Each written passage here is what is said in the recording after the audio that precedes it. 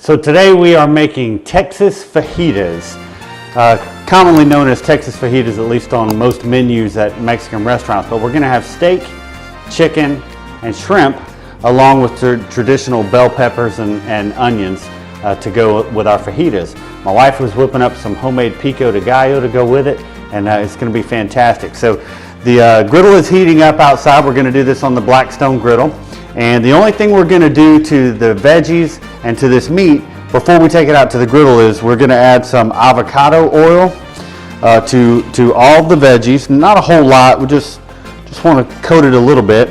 And then we are also going to add some Taco Secret taco seasoning that I picked up at Walmart.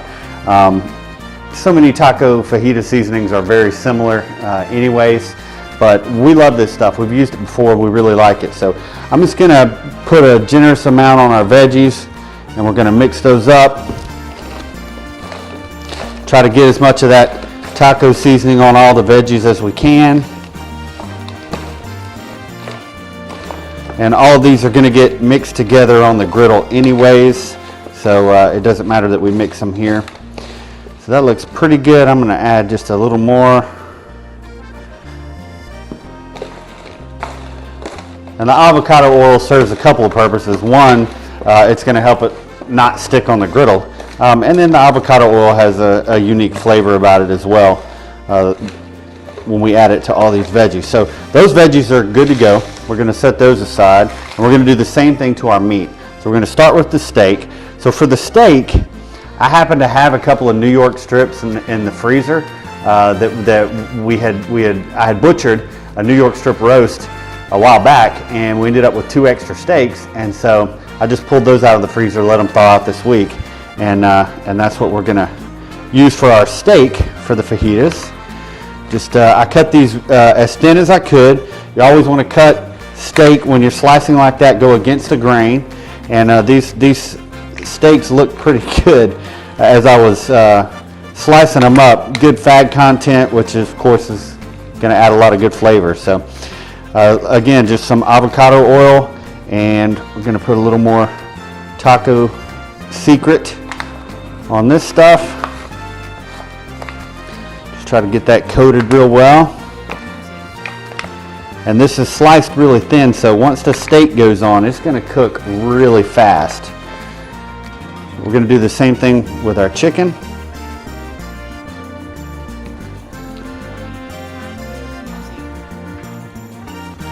Just a little avocado oil and some taco seasoning.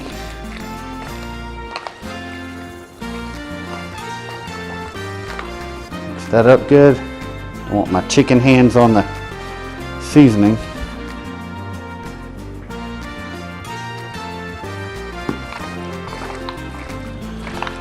And once we get that mixed really good, it'll be time to take all of our stuff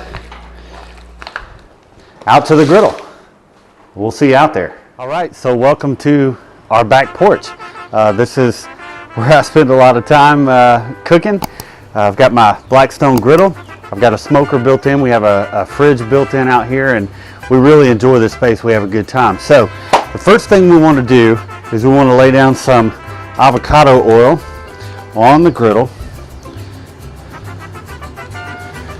The griddle's already been preheating, so should be pretty good temperature, ready to go. And the first thing we want to do is we want to get the chicken down on here first, because that's really the only thing we're cooking that has to be 100% cooked through. So we're going to start with the chicken, and like I said, we already seasoned all that chicken up nice. Toss it on here.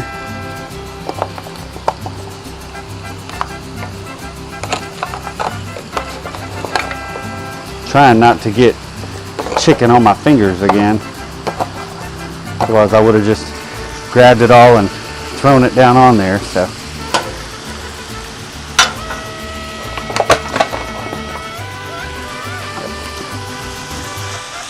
chicken started. Spread that out nice and even best we can, and I've got one of my daughters who really tends to shy away from anything too spicy, so I'm not going to go overboard with the taco seasoning. But what I am going to add a little bit of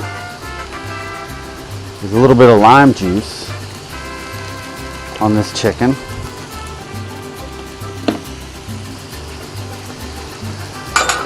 I'm going to crank up my heat just a little bit over here. I found that with these wind guards that I added from Blackstone to my griddle a while back, I did it just, for windy days. It kept trying to blow out the flame, but what I've really found is it keeps so much heat trapped in that I don't cook much of anything on this griddle above a low setting. Otherwise it burns and it cooks too fast. So I've found to usually keep everything on low, but this chicken I'm gonna crank it up a little bit. I'm gonna let that do its thing. And we're gonna go ahead and add these veggies. Now, one thing I do with the veggies is I add a can of Rotel diced tomatoes. I like to give that put that on as a good little base for the veggies. I'm gonna crank this up a little too, because it's not sizzling the way I want, but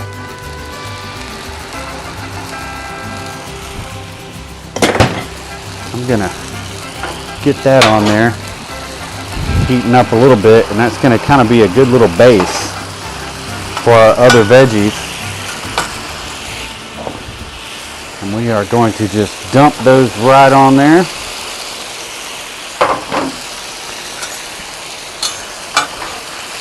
Gonna toss those around a bit.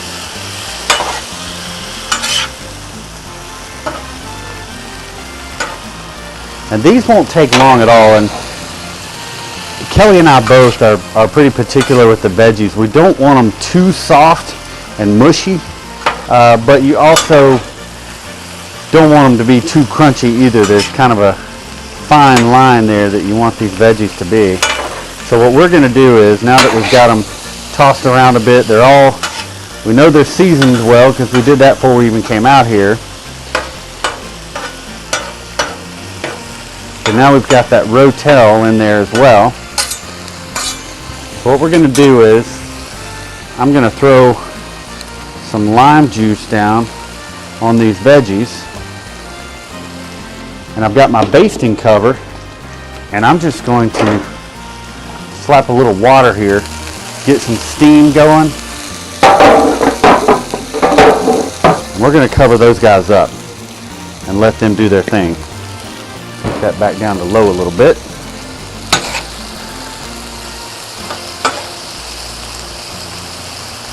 Chicken's coming along nicely. All right, so the chicken is, I would say, over halfway done. It's time to add some more ingredients.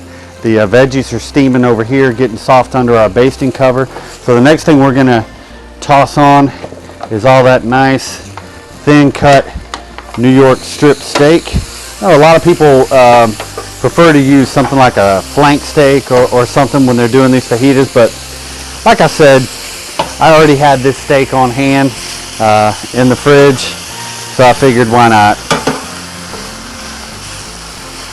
And I am going to add a little bit more avocado oil. These guys, because it looks like the oil I had put down before has kind of already ran off the griddle. So, and these thin pieces tend to stick together, so I want to break them up. But the steak does not take long, and of course, unlike the chicken, if the steak is not 100% cooked through, obviously that's not going to be an issue like it would be with the chicken. So I mentioned earlier that we also have shrimp, and I didn't go over seasoning those. We're doing the same thing with the shrimp that we're doing with the steak and the chicken. The shrimp just cooks so fast. That'll be the last thing we throw on here when everything else is done.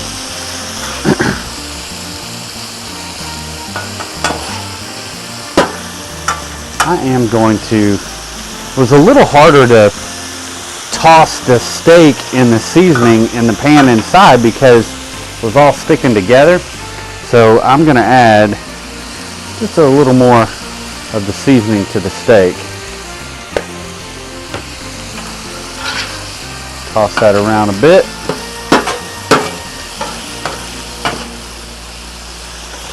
Check on that chicken. Once the chicken gets a little more done and everything kind of starts to meet in the middle, I'm gonna mix all this together on the griddle. Just for now, I'm just keeping it separate. And we need to check on these veggies. Oh man, these things are looking good. And I'm telling you, adding that can of the Rotel really just helps these guys along. They're getting nice and soft.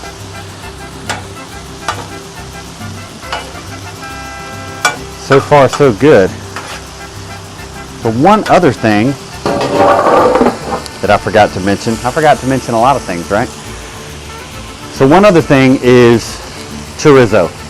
Kelly and I love chorizo. In fact, some Mexican restaurants that we go to, when you order Texas fajitas, they don't give you any chorizo. And so we usually tend to gravitate to the places that do.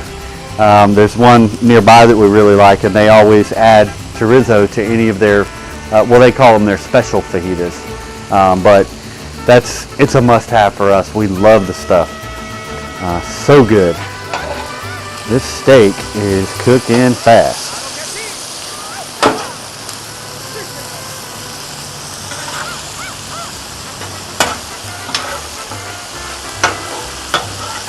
So if you've watched any of the other videos, you know I'm a griddle guy. I've got this 36-inch griddle here built into the house to our back porch, but then I've also got a 22-inch that you've probably seen in the other videos that we take camping, and it's just so much more portable, but they cook the same, just obviously one has a little more real estate. But man, that steak is looking good. It's just about done. So is the chicken. So I think what I'm going to do now is I'm going to mix all those guys together and give me some room to cook my chorizo and my shrimp here in this middle section.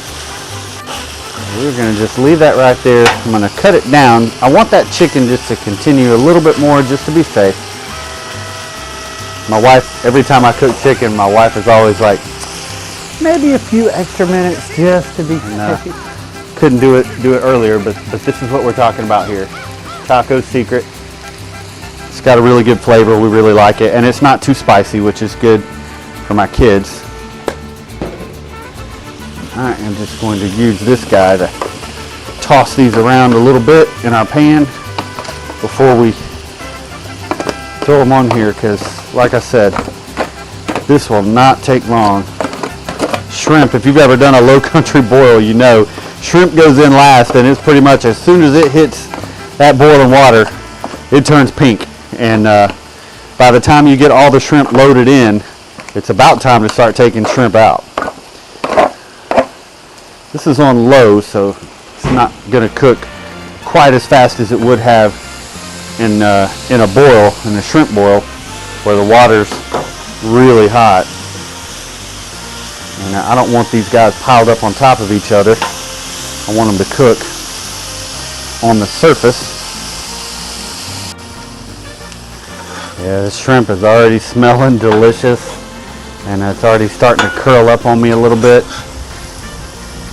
Typically, you would know the shrimp is done when it starts to turn pink. It's kind of hard to tell with the taco seasoning.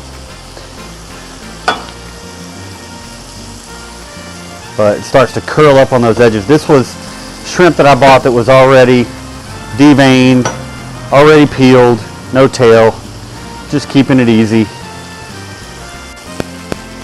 I think these veggies are done. We're going to set our lid to the side.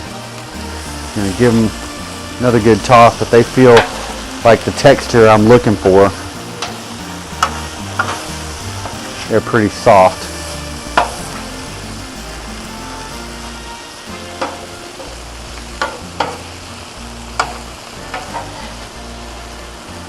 What I'm going to do right before I take these guys off is I'm just going to hit them with a little more seasoning, toss them around one more time, and getting these veggies off of here will give us the little bit of real estate we need in order to cook this chorizo real quick. It's kind of our finishing touch. So I'm going to take these veggies off. All right, we've cleared the veggies out. The shrimp is just about done too. Don't want to overcook those and get them too tough.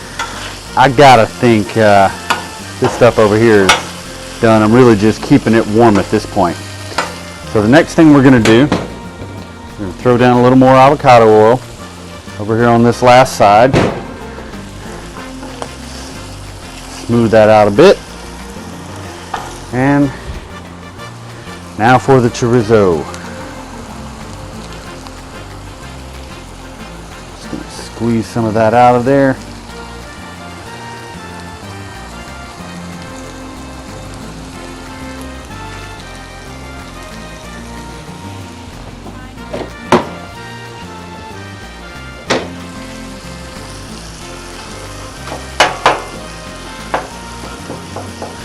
Going to try to dice this up so that we get little chunks of chorizo, and it will cook pretty quickly too. You got to kind of stay on top of this for sure. If you've never cooked chorizo, it's a different kind of consistency than sausage, you know, that you're used to, like Americanized breakfast sausage, things like that. But it is so good. So I am going to take a wild guess, say that all this stuff is done over here. So we're going to take it off. That pan gets too hot. Try to hold it while you're taking this stuff off.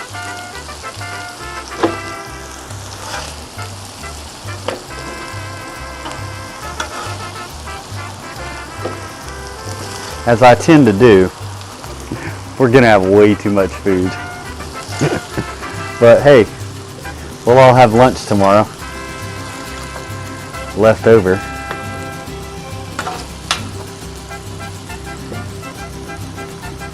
Alright, that handles our steak and chicken.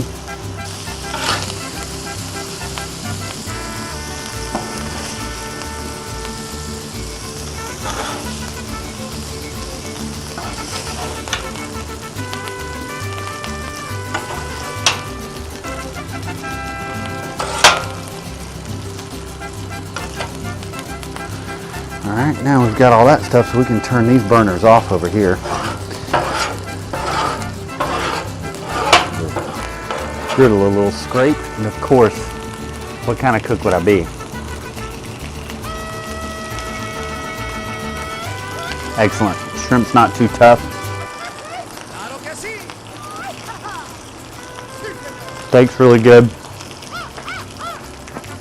I think it's got just enough seasoning. So we have one last step that we do with our fajitas right before we serve it that we feel like makes a huge difference, that we really don't see in a whole lot of fajita recipes, but we love it. I'll show you that when we get inside, once we get everything ready to go. So chorizo, really all you're looking for is, you know, any package or instructions you see will always just say internal temp of 160, which is kind of hard to measure with this mush of chorizo that you have on your cooking surface. So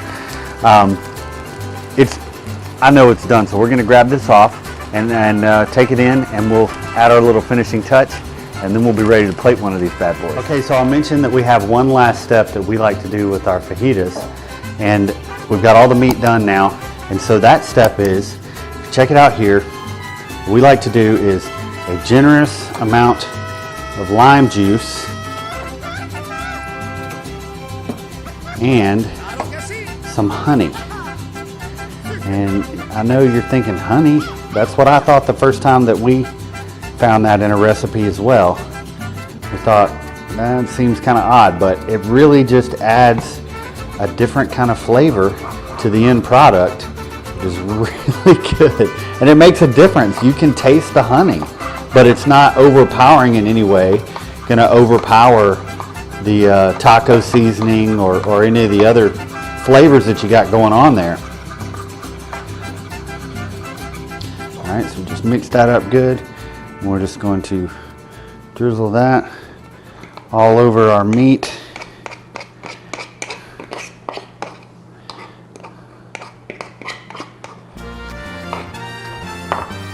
And we're just gonna toss that around a bit, try to get that flavor on there. Still steaming, everything's still good and hot.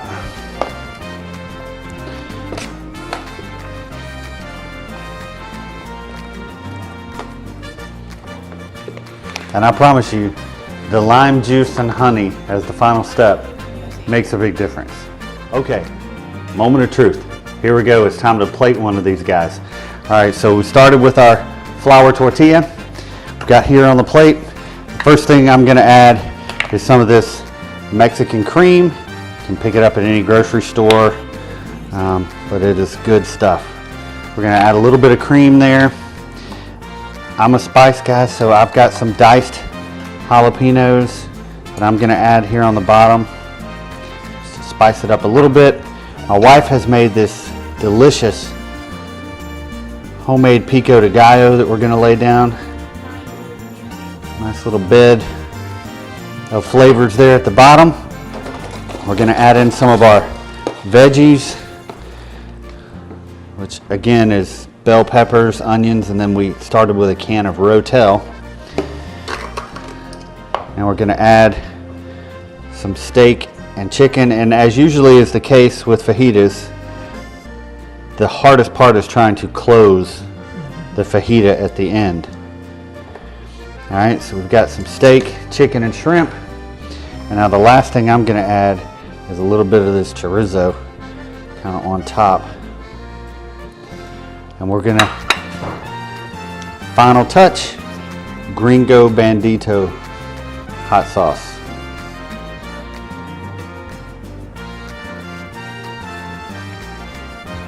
All right, now, the real challenge. Can I get this closed enough to be able to actually take a bite and see what we're dealing with? Let's give it a shot.